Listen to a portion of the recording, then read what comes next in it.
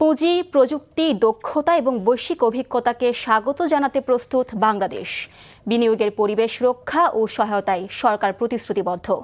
সকালে সচিবালয়ে যুক্তরাষ্ট্রের 25 শীর্ষ কোম্পানির প্রতিনিধিদের সাথে বৈঠকে কথা জানিয়েছেন প্রধানমন্ত্রী Tarique Rahman.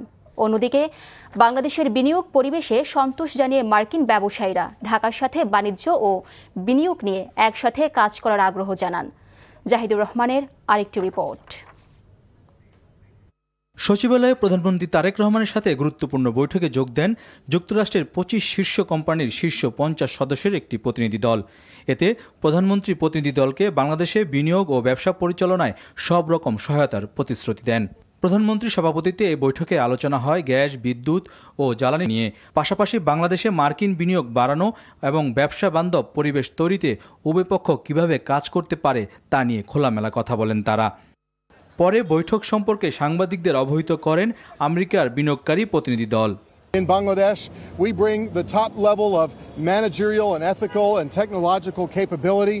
It pleases us no end to have had a wonderful set of meetings with the government of Bangladesh.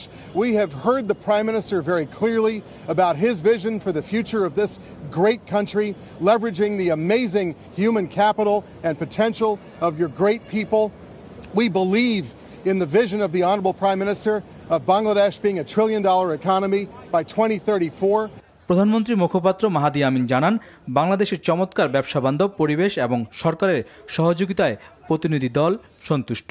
25টি company থেকে আজকে টপ টিয়ার যারা লিডারশিপ রয়েছেন ওনারা এসেছেন।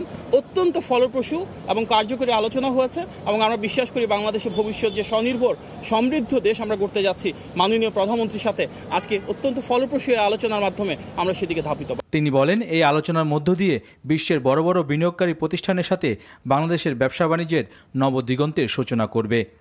Zahid Rahman, NTV news, Dhaka.